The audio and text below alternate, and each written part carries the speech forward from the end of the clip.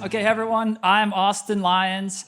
I'm not the founder of Creative Strategies. I'm the founder of ChipStrat, which is a Substack newsletter that I write. So it's a portmanteau of chips and strategy. So chipstrat.com if you'd like to read about stuff like what does DeepSeek R1 distilled mean for Edge AI. Now, I'm also an analyst at Creative Strategies. We are a boutique research firm. We work with large semiconductor companies and help them with their technical marketing, their roadmap, talking to investors, that kind of thing. If you've ever heard the podcast, The Circuit, that's our CEO, Ben Beharin. Okay, so let's see. How do we use this bad boy? Okay, Beyond Tops. So I'm going to talk to you today. I'm going to try to keep it kind of lighthearted. It's 3:30. You've been here for like 6.5 hours or something. I'm going to talk about thinking about metrics holistically, not just as an engineer thinking about tops, but thinking beyond that, trying to include the user experience and the product manager. I guess when I walk away from this, I got to bring the clicker with me.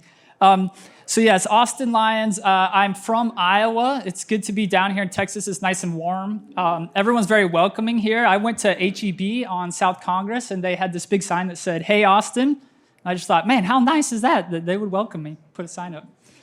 I know, that's a bad joke. Okay, so my name's Austin. Okay, I'm going to try to talk in pictures.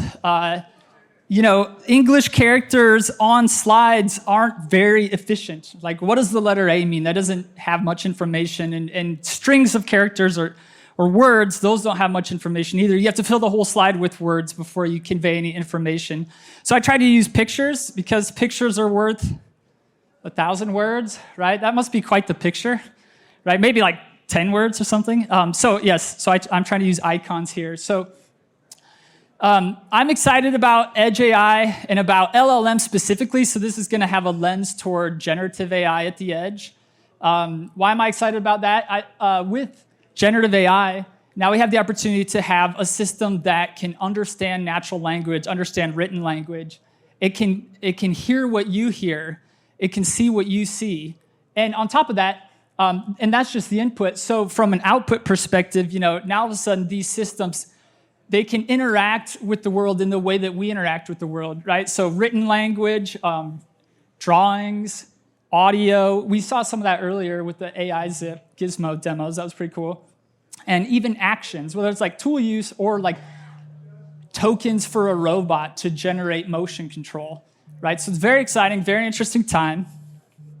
On top of that, I think I'm a former product manager. I've also worked as an engineer, and I get excited about the use cases for AI to work with us and work for us.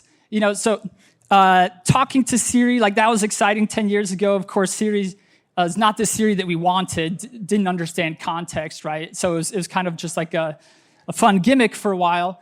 But now we're seeing real use cases of AI working with you, so think, ADAS, or working for you, so Waymo, right? So driving with you or driving for you. Now we see helping you do research with ChatGPT or doing research for you with ChatGPT's deep research. It's a very exciting time. I think a lot of this is coming to the edge. Obviously, there's constraints that we'll talk about. Now when we're thinking about metrics, historically we talk a lot about tops. So how many operations per second can this system do? And in the world of generative AI at the edge, the new unit of work is really tokens. Now, of course, at the end of the day, it's all matrix math. And so under the hood, it's all the same. But when we're starting to think about metrics, we should be thinking about tokens. And so obviously, the most simple example, ChatGPT, you ask it a question in English or natural language, or many other languages for that matter, and it gets broken down into input tokens, and then those run through the neural net, and it makes predictions, and in output tokens that we can recognize, which are plain English.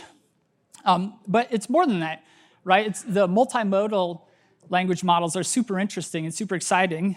Now, you can imagine these neural networks, they can understand images, right? So they can understand visual tokens. So you can give it a picture, and you can give it English as well. Say, what city is this? And then, it can output tokens in whatever modality makes sense for the use case. So maybe it's audio because it's your helmet and you're biking, or maybe it's just written text because you're just on your computer.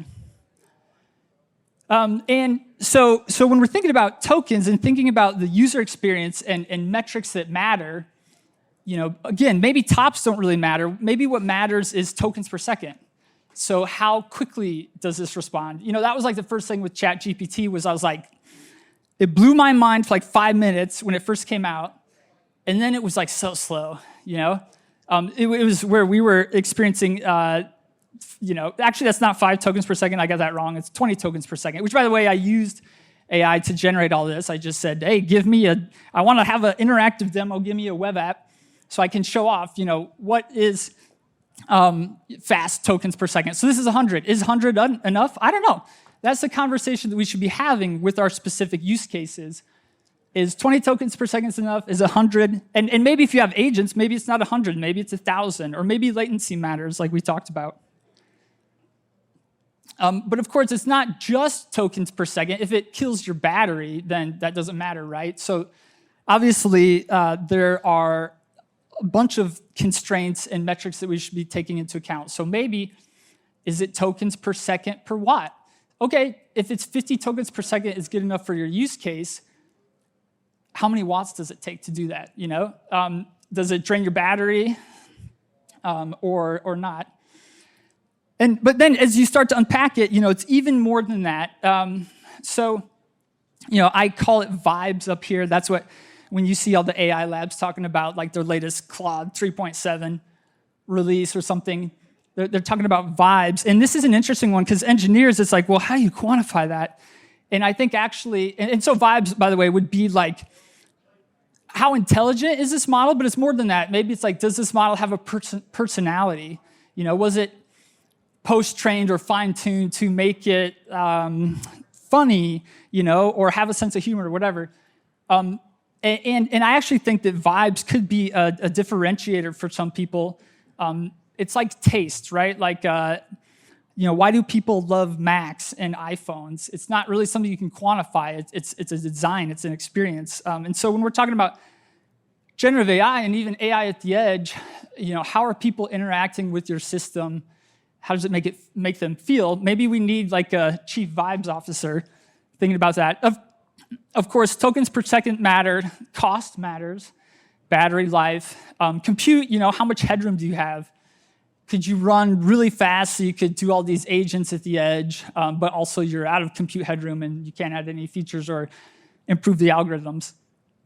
And I lay this out here to just show that there are a lot of trade-offs, that you have to consider when you're designing a system or buying hardware to implement a system. And so again, how do we get to the right set of trade-offs for our system? What I'm putting forth is that we have to come together sort of holistically with people on the team to talk about, so that's hardware engineers, software engineers, designers, product managers, and say, how do we make decisions, not just like, hey, we bought this system because it had the highest tops, now go run your ML on it. But how do we dial the knob so that we can get that set of like, it only needs to be 50 tokens per second, but we really care about battery life and the vibes. It doesn't have to have a personality. It can just be stock Llama 3B or something. So how do we make decisions holistically as a team where we're thinking about, what is the hardware that we're locking in? Obviously, memory capacity and bandwidth really matter, and that impacts your vibes, right? So if it's like, hey, we can run a small model and it can be quantized to FP4 and it's actually not even that smart, but it's good enough for this use case and therefore we don't need as much memory and we can have a longer battery life. Okay, great. Maybe that's the decision that we're trying to go for here.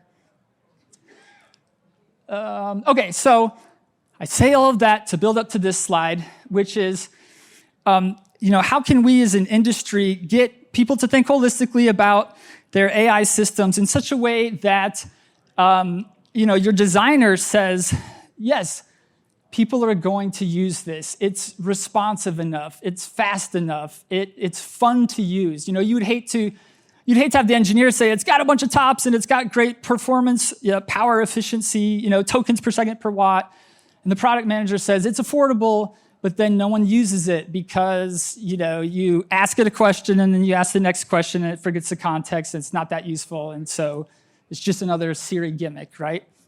But But of course, we can't just care about tops, right? The engineers may be very interested in tops and watts, but the product manager might need to say like, hey, does it actually solve the problem for the user that we're trying to solve? Is it affordable, right?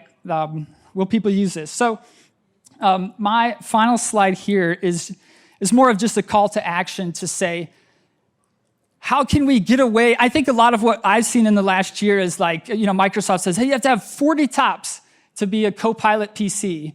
And now everyone starts benchmarking against 40 tops. We can do 40 tops, we can do 45 tops, we can do 50 tops.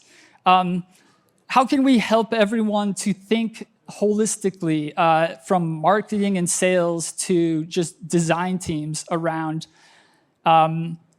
having a conversation that it's more than just tops, that it's about the user experience, it's about the power, it's about the cost.